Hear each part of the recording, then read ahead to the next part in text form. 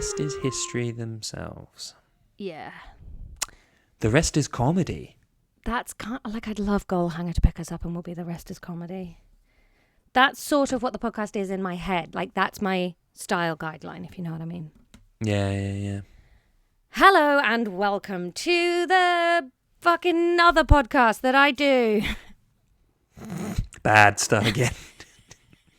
Hello and welcome to another episode of Lexx Education. It's the comedy science podcast where comedian me, Laura Lexx, tries to learn science with her nerdy, normal younger brother, Ron. Hello, I'm Ron. Ron, you moved your head then, and the blurring attached a small deer's head to your head. Did it now? Look, this deer peeks out when you move over there. I can't remember what the deer's name is. There's a deer on the wall behind Ron's head. Not a real one. No. That would be weird for famously animal-tastic Judith to go for taxidermy. How are you, Ron? Yeah, I'm okay. Just working away at stuff, you know. It is what it is, really. He's grinding on work, not women.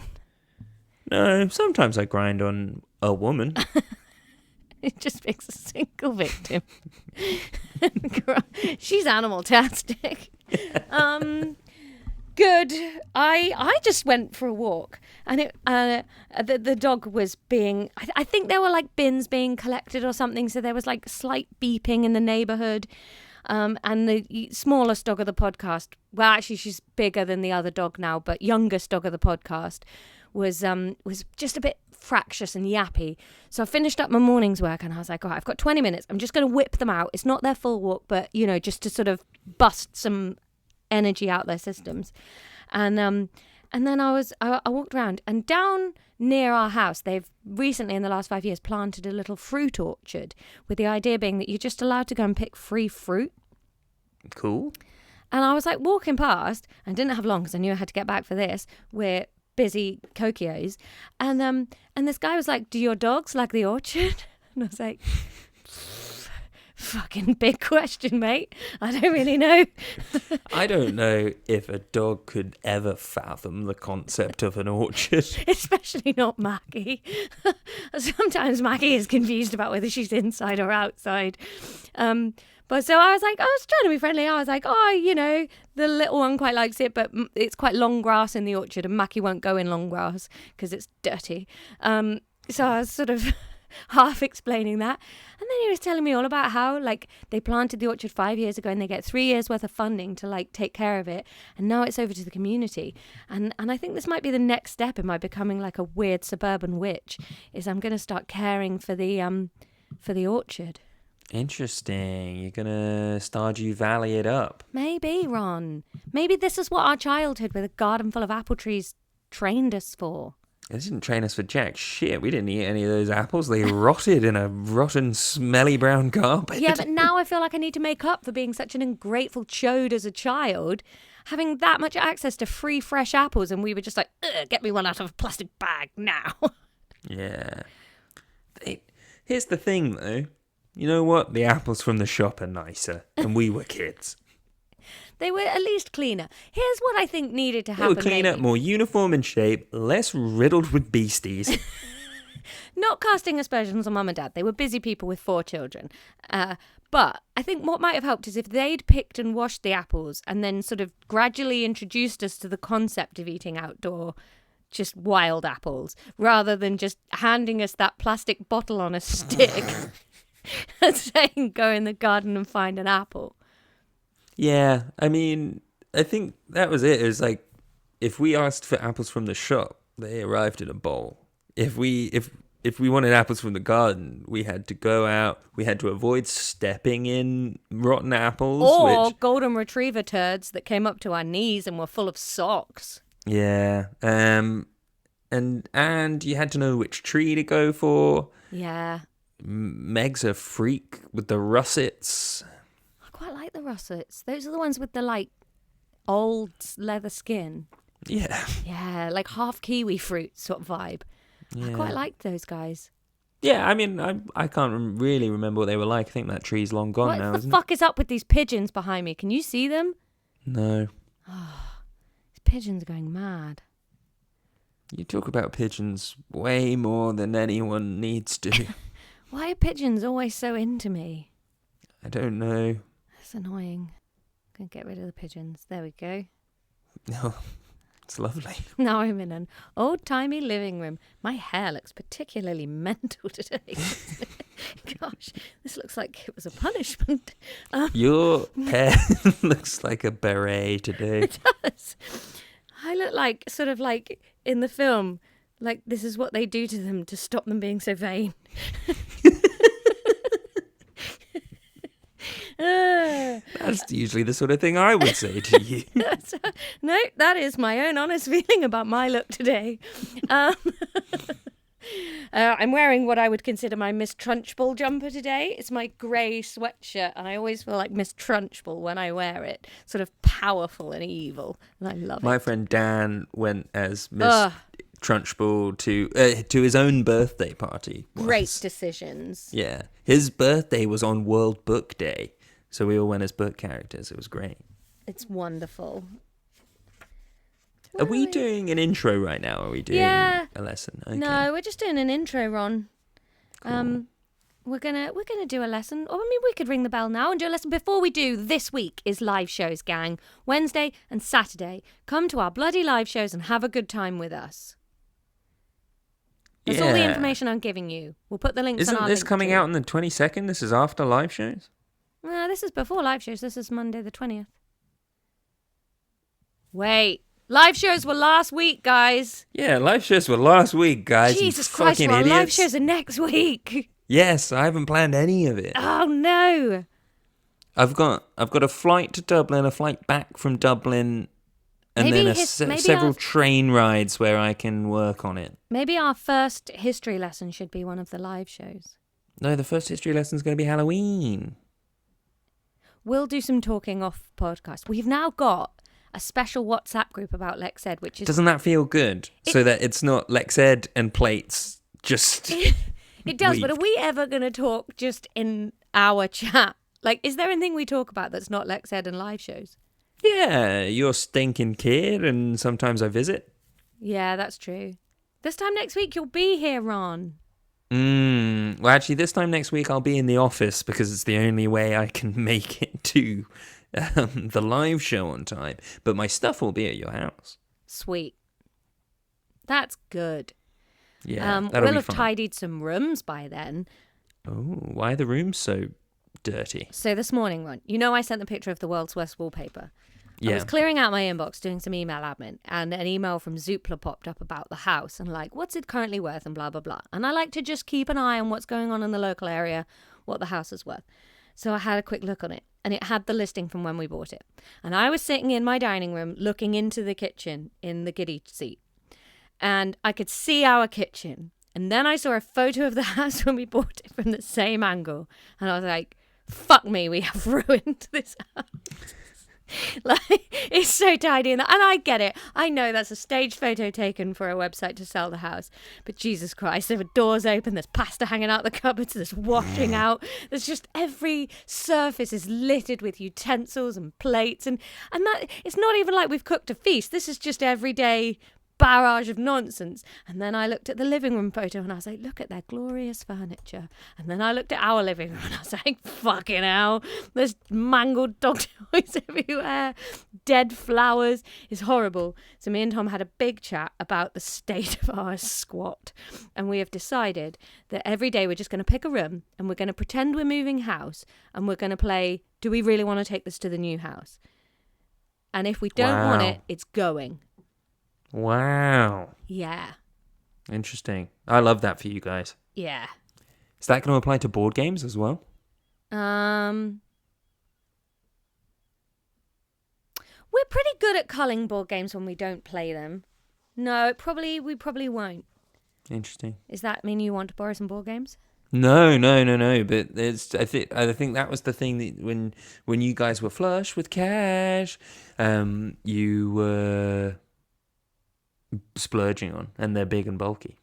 Yeah, but we sorted those. So you know the two cupboards we have in the dining room.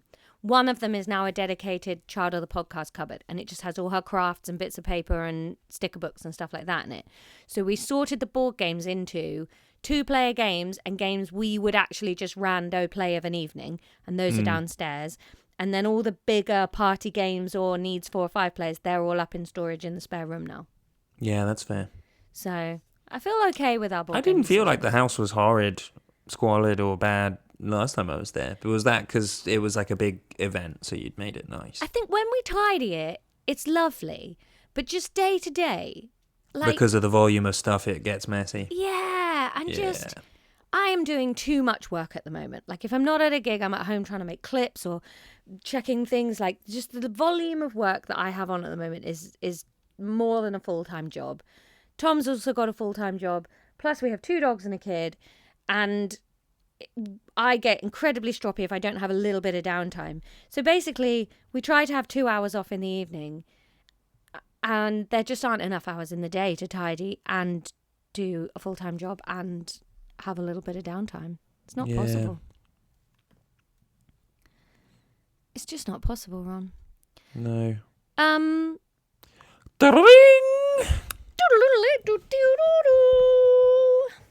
really have bells at A level. Did we have bells at Bishop Fox's? No. Where did we go to college? Richard Hewish. I think... I bet Richard Hewish wasn't a good dude.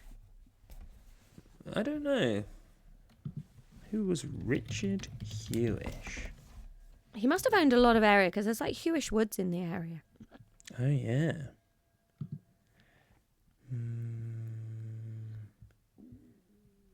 He was a Taunton wool merchant. Yeah, probably not a good guy. At least wool's not cotton.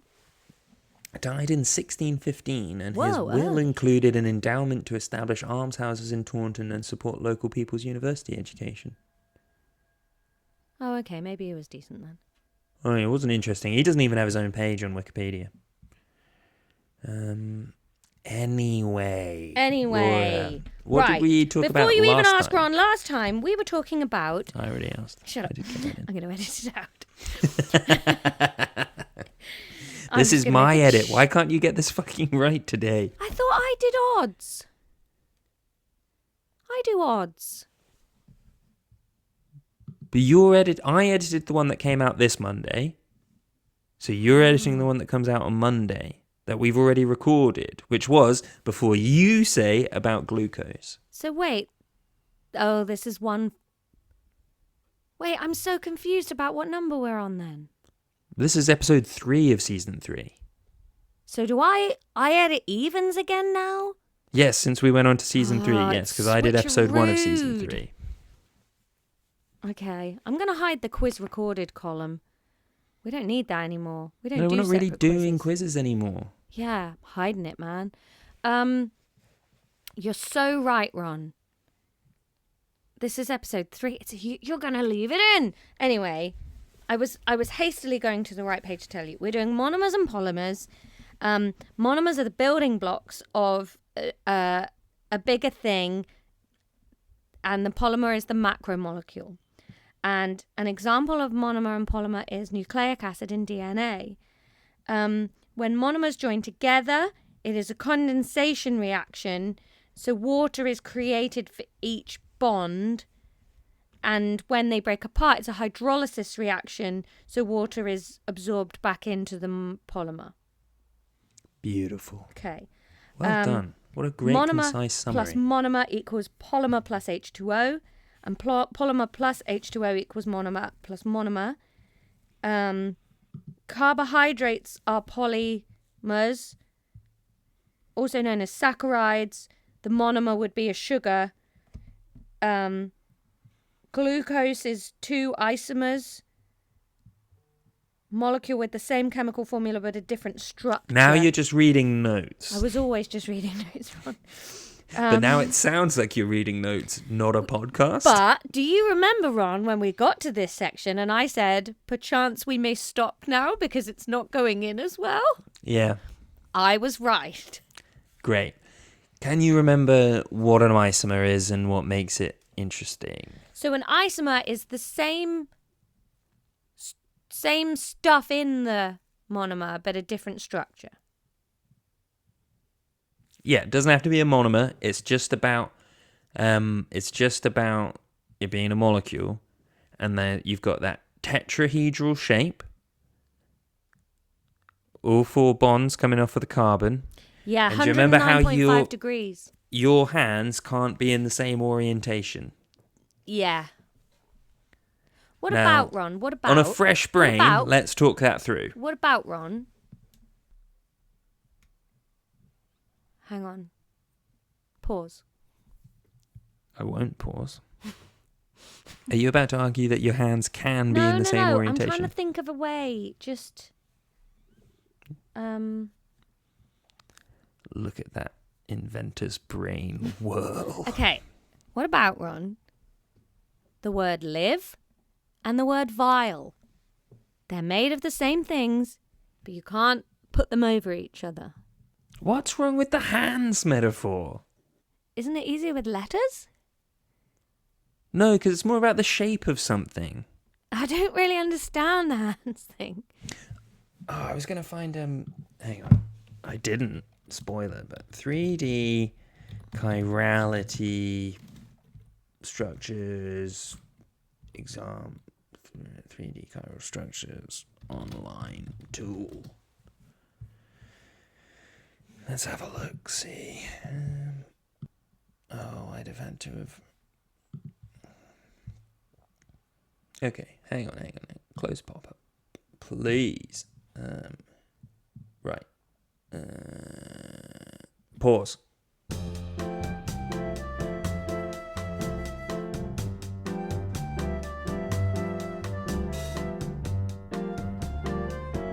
Let me share my screen. Are you ready? I'm ready. Why is this making noises through my computer? I don't know, man. Incredibly annoying. The deer is looming again. What bloody deer. Right, so what am I looking at here? So this is alpha glucose. Okay? Ronnie's got one of those balls of grey, white and red sticky stick poodles, and Sticky stick poodles? What are you talking about? Don't you think they look like poodles? You know when a poodle gets shaved, I always think they look like DNA models. Kind of, I guess. I think the listener would have got that from sticky stick poodles. So, can you see the tetrahedral shape around each of these carbons? What's a carbon? The red ones? The greys are carbons. Greys They're are making carbons. 4 bonds. You should have been able to work that out. What are the red ones? Oxygens. Yeah. Yes. The white ones are hydrogens because they're only making 1 bond. And they're shorter bonds. So here's the... Hang on. So the carbon in question that's different between beta glucose and alpha glucose is this one, carbon number 1. Okay? Mm-hmm. So essentially, all the difference is that hydroxyl group here, you see the hydroxyl group? Yep. And this hydrogen Did you are hear switched. that pigeon? Fucking going nuts up here. Oi! Bugger off!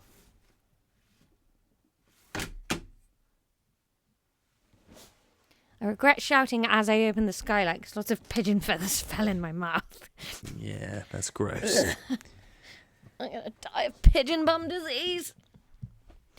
Right, what are we on about? Grey guy's got an oxidrudal droop attached to it. No, grow up. This is A level. Hydroxyl group, hydrogen. You can see that we're just showing you the tetrahedral shape, okay?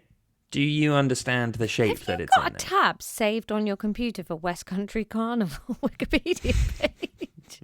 Is that saved in the bookmarks of your computer? Yeah.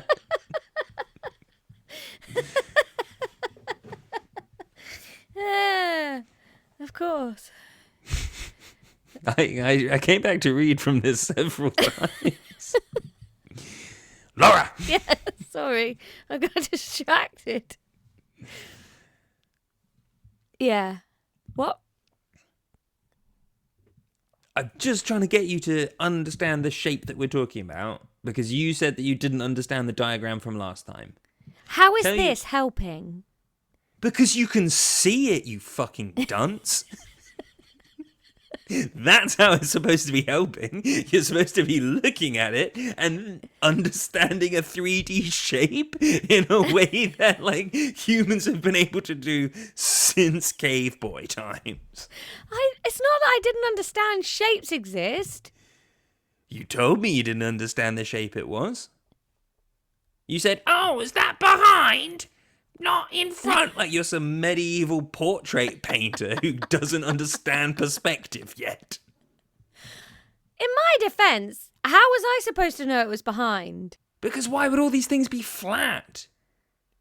You Dougal from fucking Father Ted. These things are small, these are far away. They weren't small, and there was no indication it was going backwards.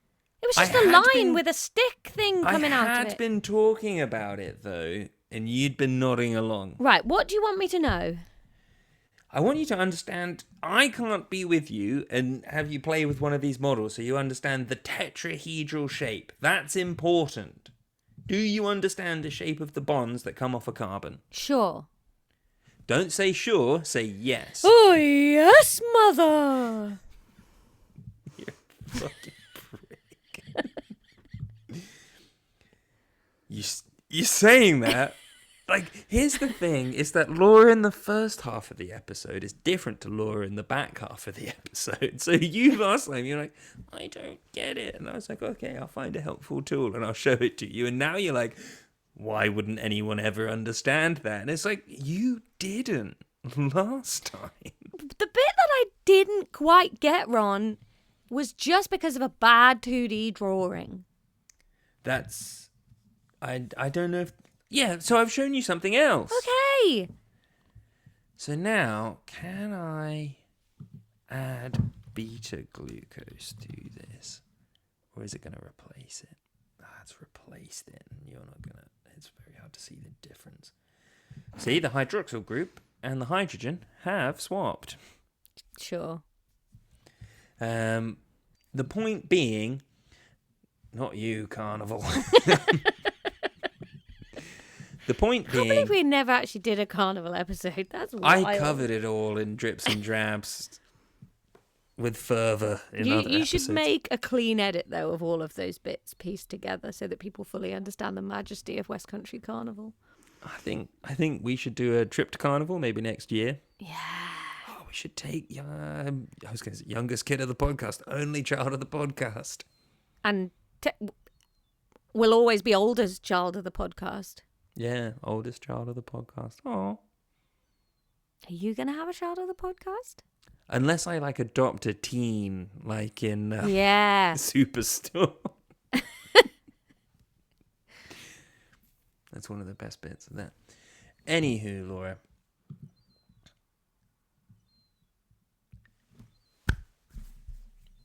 Explain isomers to me.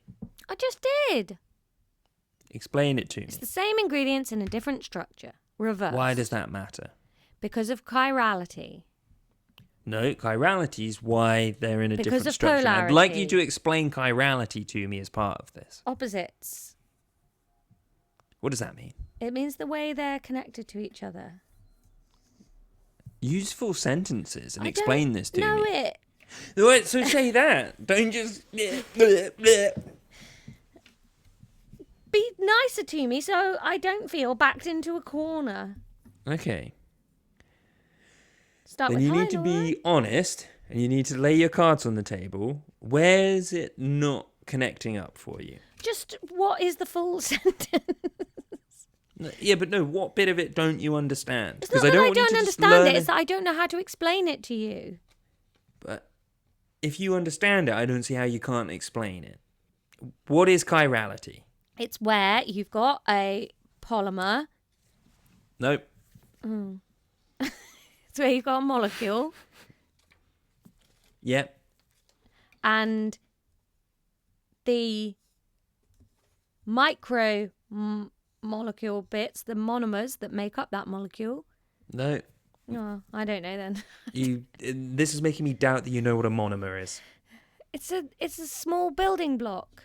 Of a polymer. polymer. A monomer is a molecule. Oh. What are you playing with? Some bits of laminated paper. Put it down. I've written You've Meg not had on one of lunch. them. This is a terrible time to record. Meg.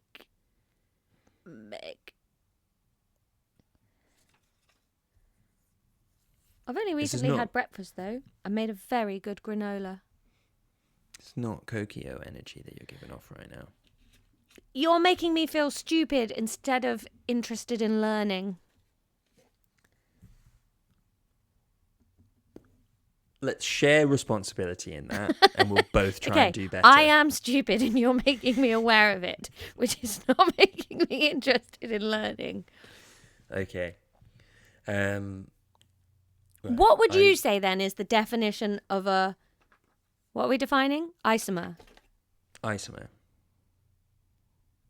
An isomer is just a molecule that has the same chemical formula but has a different structure. The ones that we're talking about that use chirality, the different structure comes from the specific bond in the tetrahedral arrangement coming off of the carbon.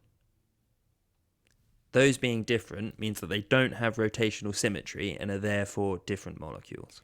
So an isomer is a molecule with a different structure. Same chemical formula, different structure. Same chemical formula, different structure. Okay, Yeah. so isomer equals isomer equals molecule with same chemical formula, different structure. Yeah. Don't talk.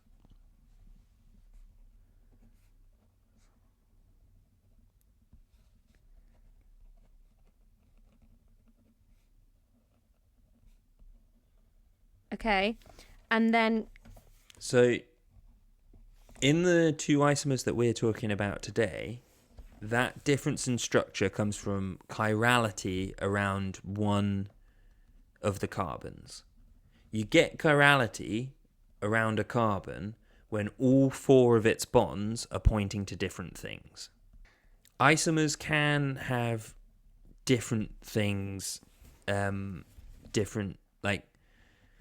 if I was to say like C10H12O2 or something like that, there would be multiple different ways to organize that into a molecule that makes sense. Mm-hmm.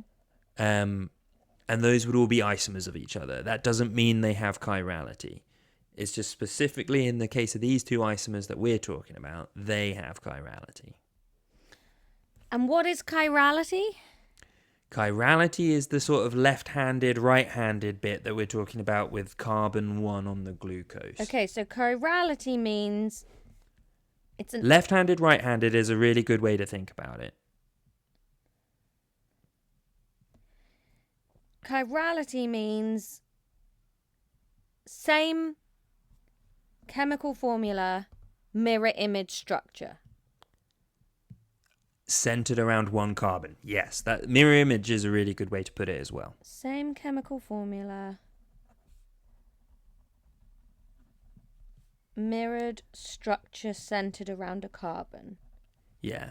Note down that to have chirality, that carbon has to have four different things coming off all of the bonds. If two of them are the same, then you could have rotational symmetry, which is why it's only carbon 1 in glucose that has this. Okay. And it sounds like a really small change in the molecule, and like structurally it is, but it can have massive effects on the way that the molecule works. So we'll talk about like the difference between beta glucose and alpha glucose probably for the rest of this lesson now. But the one that had a massive real world effect is, do you know what thalidomide is? Yes, it was like a drug that pregnant people took in the 70s, I think, and then it caused changes to limb growth in their unborn fetuses. Yeah, it was a morning sickness drug. Is that what it was? I believe so, yeah. Ah. And people use thalidomide now because we understand the molecule better. And it was chirality around one carbon that led to those birth defects. So if you effectively, I'm not sure which way around it is, you often use the words cis and trans for chirality. No, we're not having any of that nonsense here I on know, our it's all podcast. made up. It's all Bloody made hell, up. mate. Doesn't come Bloody from the hell, Greek mate. at all. Bloody hell, mate. Yeah, you often use the word cis and trans. I can't remember which way around it is for thalidomide, but let's just say left-handed and right-handed. Yeah. Like the left-handed thalidomide, absolutely fine. Right-handed in humans causes the defects that we know it does. Yeah. And it can have those huge effects. Wow. Yeah. And now they've sorted it out so that it's all left-handed, go, go, go. Exactly. Yeah. Huh. I really remember when we were little, at primary school level little, an insult you could call each other was a shortening of thalidomide. And we didn't know what it was, but it was the name you were calling each other at school.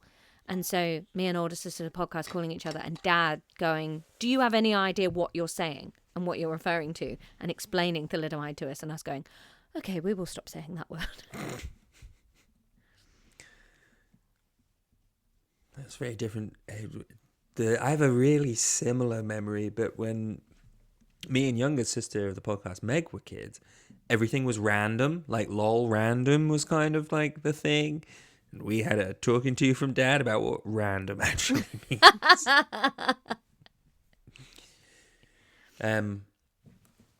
Okay, Laura. So alpha glucose and beta glucose, left-handed, right-handed, all based around this carbon number 1, okay? Now, this effectively just changes the way that these monomers polymerize, okay?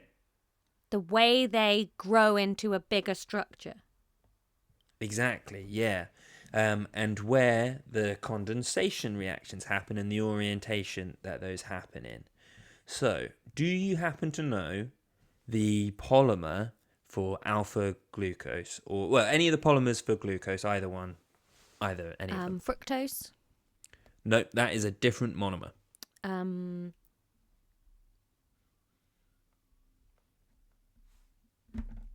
Galactose. Galactose is a different sugar as well, but it's not a polymer.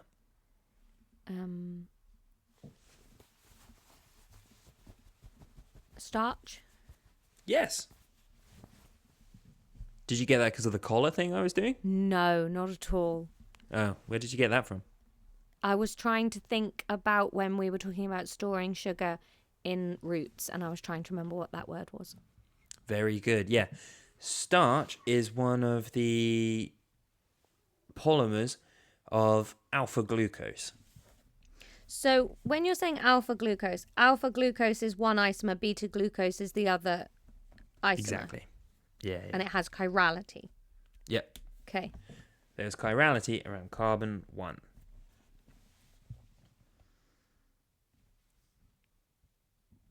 Okay, starch. Where do we get starch from? Where's starch made? In cells. What type of cells? Plants. Plants is the answer. Plants make cells. starch. What's starch for, Laura? Storage. Of? Energy. Yes, very good. Starch is made out of 2 different molecules, both of which are made out of alpha glucose. So 2 different molecules. The molecules are both made of alpha glucose. Yep. Amylose and amylopectin.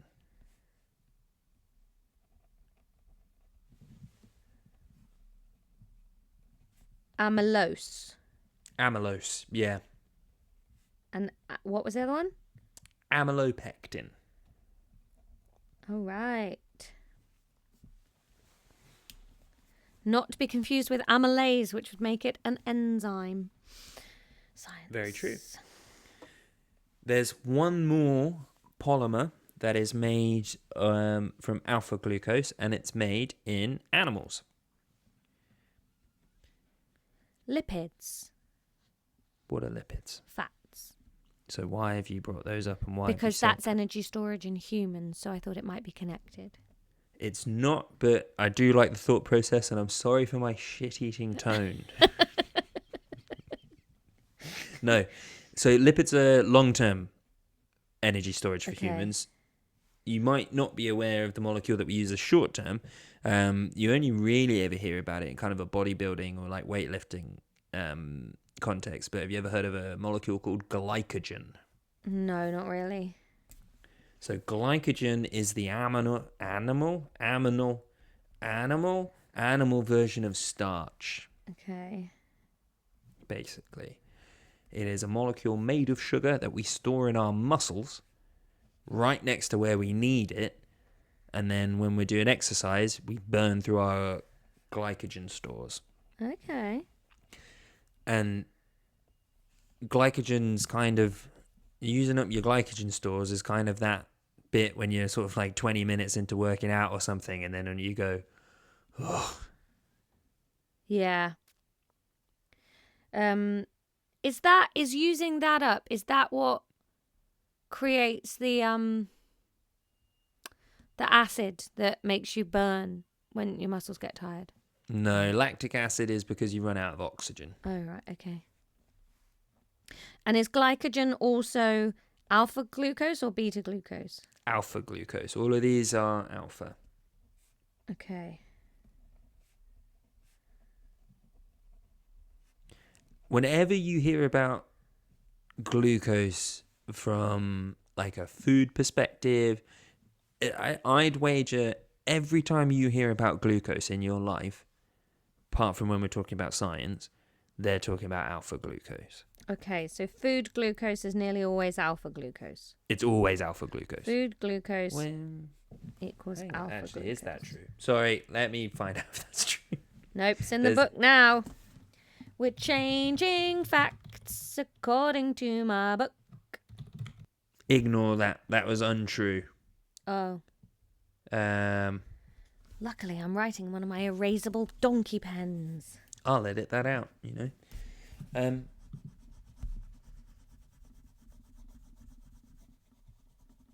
No, the reason why I said that is because starch is obviously something that is in food and is all made of alpha glucose. And then beta glucose, because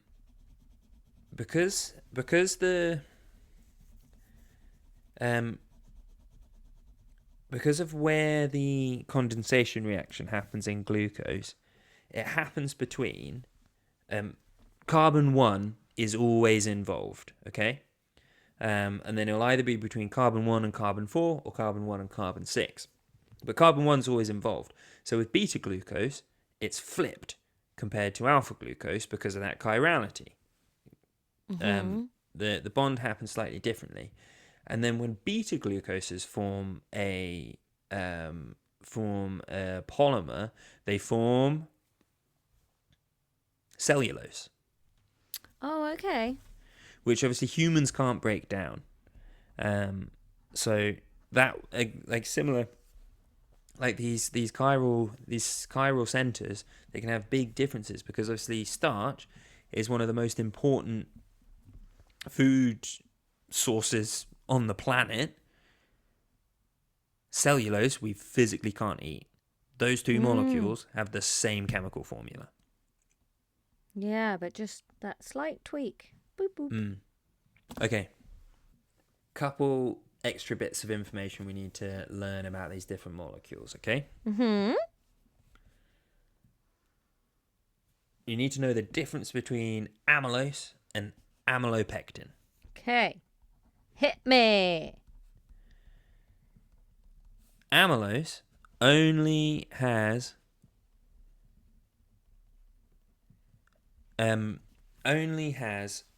bonds between carbon 1 and carbon 4. That means that it forms it doesn't form branches in the molecule that it's in, okay? Okay. Also, because of because of that chiral center and the way around that carbon atom is, it forms a coil. Ooh. Can you think why a molecule like that being coiled would be helpful with what you know about what starch is for? Well, storage, isn't it? That's quite neat and compact. Very compact. Yeah. Roll it up, put it away. Amylopectin forms bonds at 1 and 4 and also to 1 and 6. Okay. That means it forms branches in the molecule. Okay, so it's less tidy, neat, and put awayable. Less tidy, neat, and put awayable, but can you think of an advantage in terms of an energy storage molecule? You can break those branches down a bit easier Why? because they're sticking out and because they're less connected up. You've got fewer bonds to break to get bits off them. Really close, really close. So we would have to process one glucose molecule at a time, right? Yeah. So we can't take off that whole branch and nom nom nom nom nom that through our, respiratory system and stuff. We need one at a time. So if you have branches on your storage molecule, then you've got lots of ends where we can nibble off one glucose at a time. Okay. So it makes it a more makes it easier to release energy from that molecule. Okay. Understand? Yeah. Okay. And then amylopectin and glycogen are essentially exactly the same molecule, except glycogen just branches even more. So amylopectin is going to branch about every 20 monomers. Glycogen's going to branch about every 10. Because again, like, more branches means quicker release energy, and animals need that a lot quicker than plants do. Yeah, okay. And then cellulose is essentially the same as amylose, except it's made out of beta glucose and it's not coiled. Because it's got that carbon flipped around, the molecule does not coil when it's created.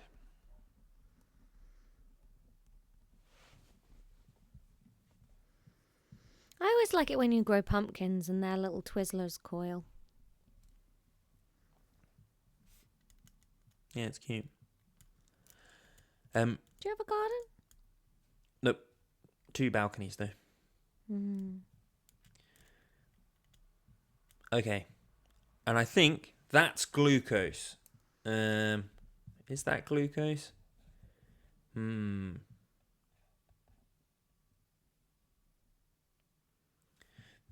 think the only other thing to know about, I think just about cellulose, is that the strands of cellulose will form hydrogen bonds together, which is why it helps it form part of its structure. Okay, forms hydrogen bonds. Looking at a glucose molecule, can you hazard a guess where those hydrogen bonds form? Do you remember what hydrogen bonds are? Is that no? You just started with that. Looking at a glucose module like I've just got one of those lying around. What is it, Pigeon? Beak. You're going to be all fast and ridiculous. Okay, we're going to leave it there, Laura. I think that's a good amount of content for a Yeah, day. and I'm getting absolutely inhabited by pigeons. And then we're going to start next week, or next biology, talking a bit about hydrogen bonds. Okay. But next week is history. Spooky history. Yes. But now we need to do an outro. Well, kind of. Well, we did an intro, so let's do a fucking outro. Well, yeah, we'll say goodbye and stuff, but, Oh yeah, Isn't we've it? got a patron that we should We have have thanked got last a new week. patron. We've got a bloody new patron, Ron, and not just any new patron. We've got an annual patron, the best kind. Not to cast aspersions on anybody that's not annual, because I totally get it. I don't. Why wouldn't you want to lock in? Well, because you might not have those funds available, right, as a lump sum, you know? Eric. Eric is our new annual patron, Ron.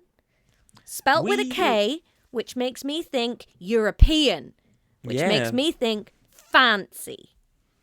Yeah, fancy guy. We'll write a proper thank you to Eric for next week. Yeah, but Eric, you're loved. Thanks for being here. Hope you're enjoying all the shit-hot Patreon content. Like, for example, our first History Live episode next week, where we do history in the live show. That'll be available on the Patreon in a couple of months. Yeah. Both and of if our you live are from shows Europe, next week, they'll be available on the Patreon. Bienvenue.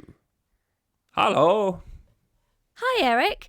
Jump in the Discord. That goes for all patrons, by the way. I don't know how to tell if new patrons do join the Discord, but do join the Discord. It's lovely in there.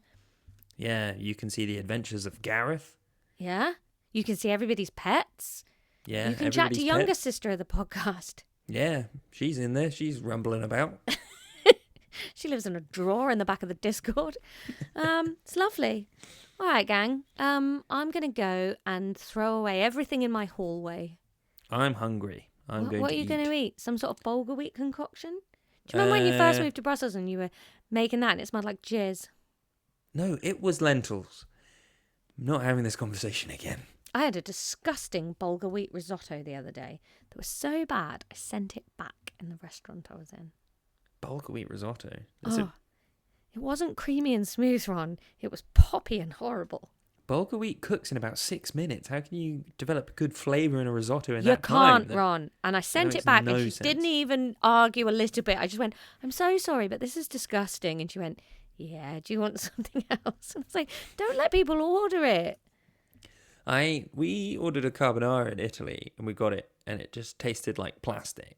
And it takes quite a lot for me to send something back. And then we did. But it looked amazing. We felt really, really bad. And they gave us another one and we were just starving. We were eating it and the guy was watching us and then he was just like, tastes like it again, doesn't it? And we were like, sorry, yeah. And then he had to take it away from us. It was so sad. I hate sending food back. Yeah, it's awful. It's truly terrible. But sometimes you're just like, no, this can't be my food today. Yeah. They gave us like all of that food for free, obviously, because we didn't eat any of it, because it tasted like plastic. In a restaurant earlier that day, I had found plastic in my food, and all she did was give us the water for free. I was fucking livid. Water should be free anyway. It should be. Yeah. Anywho. All right, weird end lads. to this ep. Have a lovely weekend. It's Monday. I bet you're listening to this on a Monday, you dweeb. Class dismissed.